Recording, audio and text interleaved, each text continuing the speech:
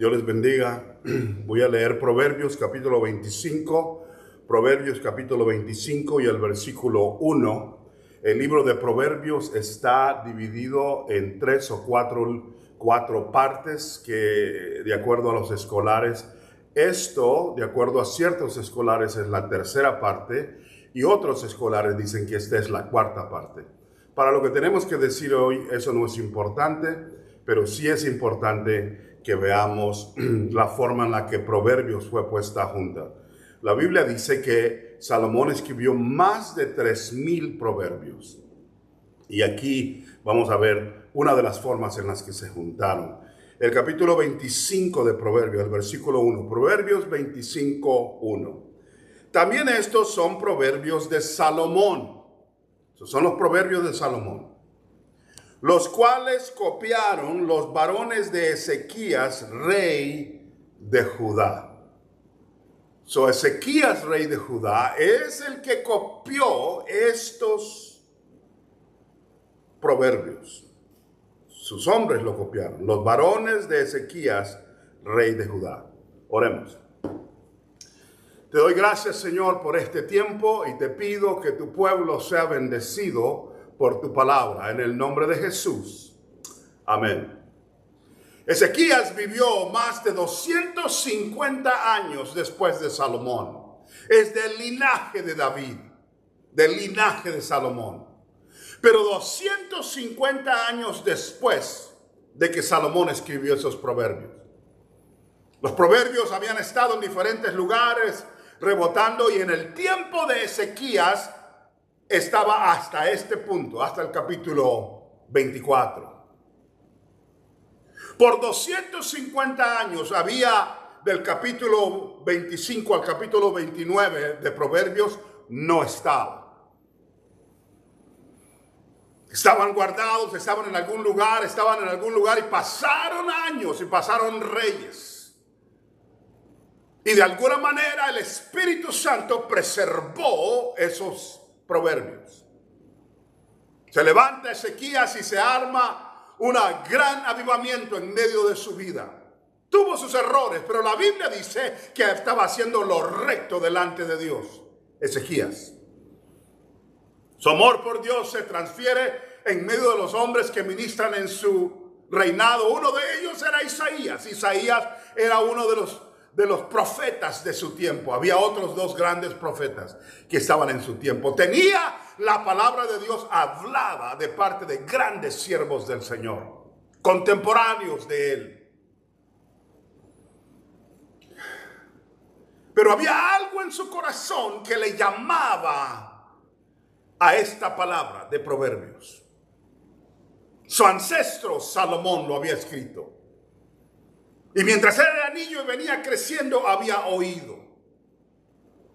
Pero el Espíritu Santo lo estaba moviendo a copiar esos proverbios y hacerlos parte de la Biblia. Llamó a sus hombres. Algunos de los escolares creen que fueron los tres grandes profetas los que juntaron los proverbios. Otros creen que fue Eliakim, Sebna, el escriba. Ese grupo, otros tres que juntaron. Pero cualquiera que haya sido, se sentaron a copiar los proverbios, a encontrar los pedazos aquí y allá, y a preservar la belleza de esos proverbios.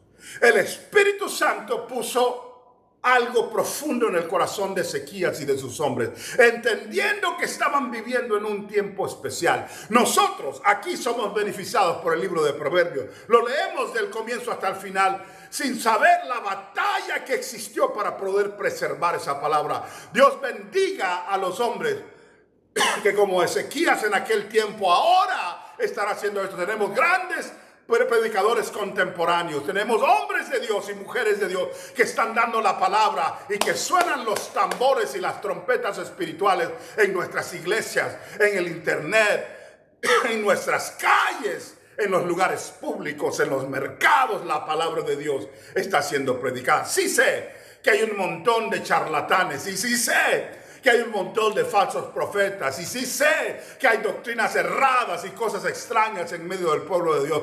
Pero Dios se ha dejado un remanente y ha dejado a hombres y mujeres de Dios que están sobre la tierra predicando la palabra, haciendo lo que tienen que decir, presentando el evangelio puro del Señor. Gloria a Dios por eso. Pero debe de haber en medio de nosotros también un amor por aquellos trabajos que han dejado detrás, los grandes siervos del Señor.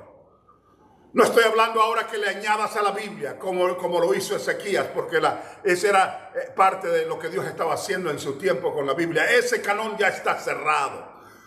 Pero estoy diciendo que no te desconectes de la historia de la iglesia, de los hombres como Livingstone, que murió de rodillas en el África, como Victor Plymire, tantos años en Asia sin ningún convertido, pero fiel al Señor, como Jim Elliot, Nate Saint, los grandes siervos que murieron muertos por los Aucas, fueron grandes misioneros.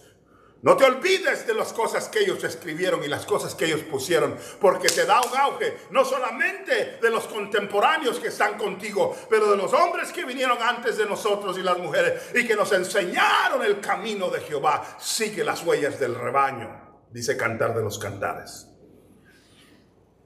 Hombres como David Wilkerson, muerto a los 79 años en un accidente en Texas, pero habiendo vivido 79 años en la presencia del Señor, no sin errores. Si le rascas a su vida o la vida de cualquiera, los vas a encontrar los errores, pero constantemente en sus rodillas buscando la presencia del Señor. Preserva aquello que ellos dejaron enfrente de nosotros. La cruz y el puñal, uno de los libros seminales de nuestra historia. David Wilkerson lo escribió.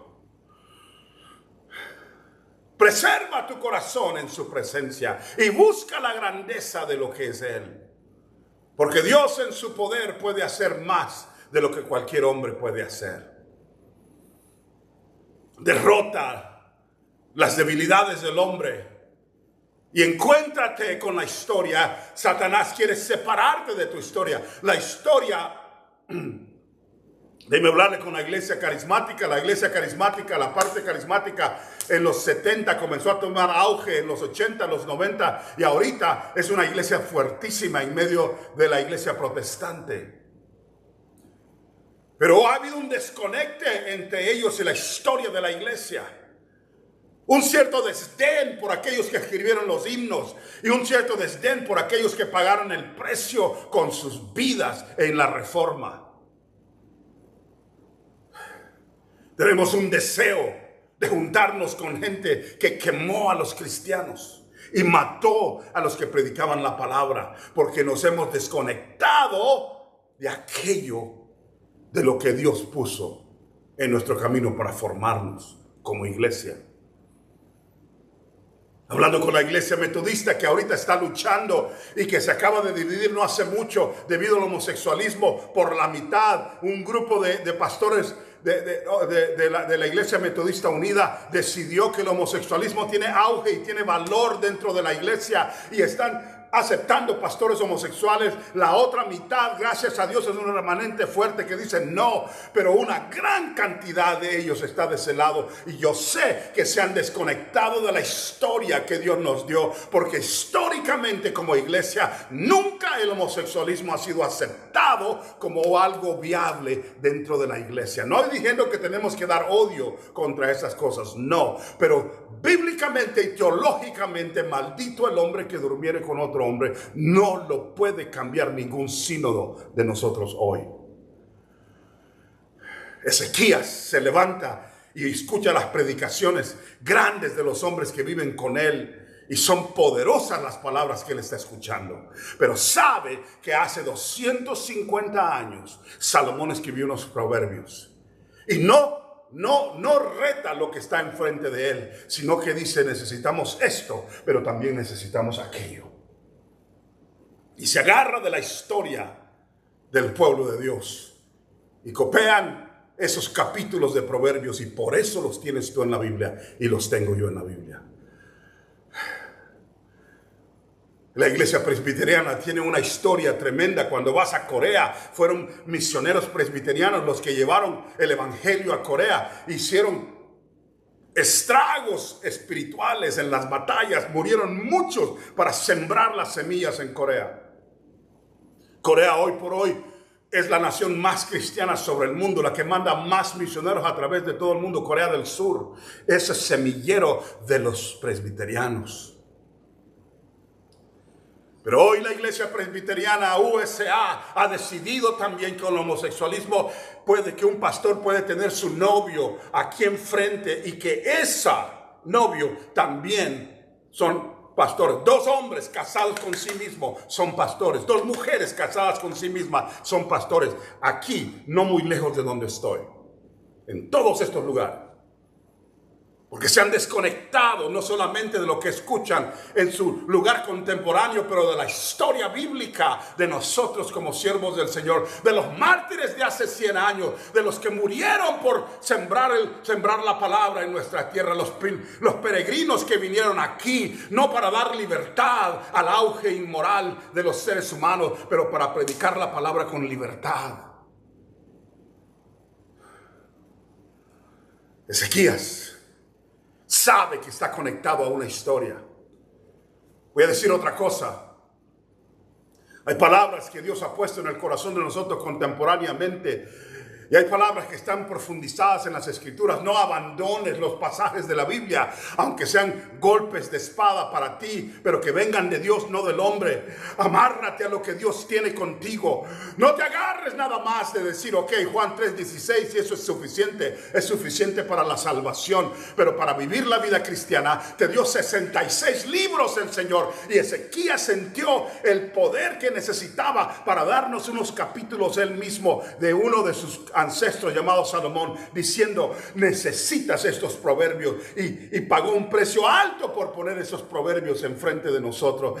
No desprecies aquellas cosas que fueron traídas por los grandes siervos de Dios como Ezequías, como Samuel, como Esdras, como Nehemías, hombres y mujeres de Dios del Antiguo Testamento que pusieron sus vidas en peligro y dejaron los lugares donde estaban, no solamente como los apóstoles, pero también como aquellos en las tribus que anduvieron por las calles predicando el evangelio, los profetas que se levantaron en medio del pueblo de Dios. Aprende a amar no solamente lo contemporáneo, pero aquello que Dios tiene por nosotros allá atrás en esa Biblia tan preciosa. Ezequías debe de ser un ejemplo para todos nosotros, de aceptar lo que Dios nos da en este momento, pero también estarnos conectados a lo que nos dio ya para mantenernos en el camino. Dios te bendiga.